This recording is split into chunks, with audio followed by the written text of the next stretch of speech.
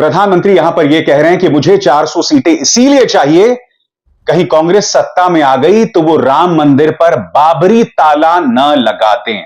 मगर सबसे पहले सुनिए प्रधानमंत्री का एक भड़काऊ भाषण। सुनिए प्रधानमंत्री क्या कह रहे हैं।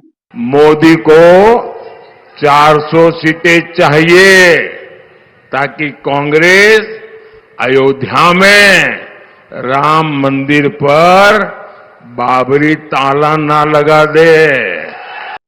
गौर कीजिएगा इस शब्दावली पर, राम मंदिर पर बाबरी ताला। मैं आपसे सवाल पूछना चाहता हूं दोस्तों, यह हिमाकत कौन कर सकता है? मगर प्रधानमंत्री जनता को न सिर्फ झूठ बोल रहे हैं बल्कि यह भड़काऊ है। और तीसरी बात, जहां चुनाव आयोग की भूमिका आनी चाहिए, साफ तौर पर धर्म के नाम पर प्रधानमंत्री वोट मांग रहे हैं। मगर हर बार की तरह चुनाव आयोग खामोश है। चुनाव आयोग एक्शन तब लेता है जब चिड़िया चुग जाए खेत। कुछ देर पहले प्रधानमंत्री आपसे मैंने कहा, आप जो बार बार कहते हैं ना कि मुझे गालियां दी जाती हैं, हालांकि मैं नहीं जानता हूं प्रधानमंत्री आपको कौन गाली देता है, क्योंकि मैं इतना जानता हूं आप अपने आलोचकों पर कड़ी कार्रवाई करते हैं। जी हां, 4-4 साल से लोग जेल में पड़े हुए हैं, कुछ लोगों पर आतंकवाद की धाराएं लगा दी जाती हैं। तो मैं नहीं जानता हूं आप ऐसा क्यों कहते हैं कि मुझे लोग 2-2, 3-3 किलो गालियां देते हैं, क्योंकि उसके बदले में उनके साथ क्या होता है दुनिया जानती है। तो मैं आपसे यह कह रहा था कि मैं प्रधानमंत्री चाहता हूं कि आप उस व्यक्ति के शब्द सुने जो आपके लिए प्रेरणा हो सकते हैं। और यह भी हो सकता है कि जिस शख्स का मैं नाम लेने जा रहा हूं उससे आप बहुत नाराज हो जाएं। और वो शख्सियत है प्रियंका गांधी वाड्रा। प्रधानमंत्री नरेंद्र मोदी लगातार भाषाई मर्यादा का उल्लंघन कर रहे हैं। उन्होंने देश के मुसलमानों को घुसपैठिया तक करार दे दिया था। उनके हर चुनावी भाषण में कई गलत बयानियां होती हैं, कई झूठ होते हैं, और ये देश के प्रधानमंत्री हैं। देखिए किस तरह से वो राम मंदिर को कैंसिल करने की बात करते हैं आपकी स्क्रीन पर। इंडी अघाड़ी का एक एजेंडा है कि सरकार में आएंगे तो मिशन कैंसिल चलाएंगे। इन्होंने कहा कि जब इंडी वाले सरकार में आएंगे तो धारा 370 को फिर लाएंगे। गलत बात, कहीं पर ऐसा नहीं लिखा हुआ है। मोदी सीए लाया है, उसको कैंसिल करेंगे, 3 तलाक के कानून को कैंसिल करेंगे, कहीं पर भी ऐसा नहीं लिखा हुआ है उनके घोषणा पत्र में कि ऐसा कुछ किया जाएगा। इसके अलावा मोदी जो गरीब को मुफ्त राशन दे रहा है उसको कैंसिल कर देंगे।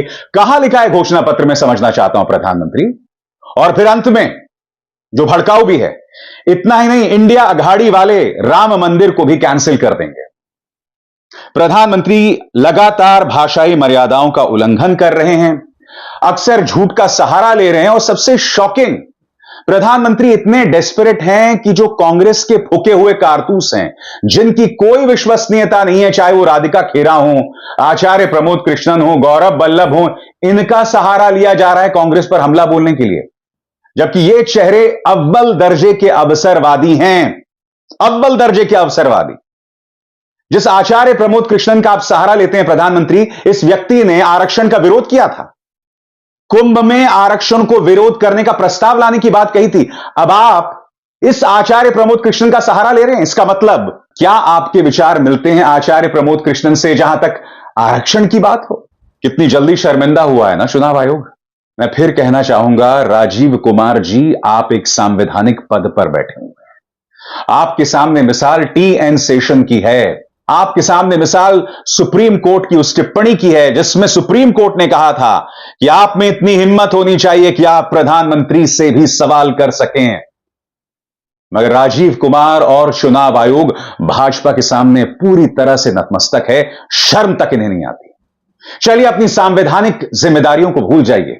मैं आपसे सवाल पूछना चाहता हूं, आपके अपने बच्चे तो होंगे ना राजीव जी, या जो अन्य 2 चुनाव आयुक्त हैं उनके बच्चे होंगे ना, उनको आप कैसे मुंह दिखाते हैं मैं समझना चाहता हूं। और सबसे बड़ी बात, मैं एक चीज कहना चाहता हूं, अगर मेरा यह कार्यक्रम उन 3 चुनाव आयुक्तों के कोई रिश्तेदार देख रहे होंगे तो मैं चाहूंगा वो रिश्तेदार यह कार्यक्रम उन्हें दिखाएं, उन 3 चुनाव आयुक्तों को दिखाएं कि आप किस तरह से हमारे परिवार को शर्मिंदा कर रहे हैं, लोकतंत्र को शर्मिंदा कर रहे हैं, संविधान को शर्मिंदा कर रहे हैं, चुनावों को शर्मिंदा कर रहे हैं। क्योंकि शर्म तुमको मगर आती नहीं। अभिसार शर्मा को दीजिए इजाजत।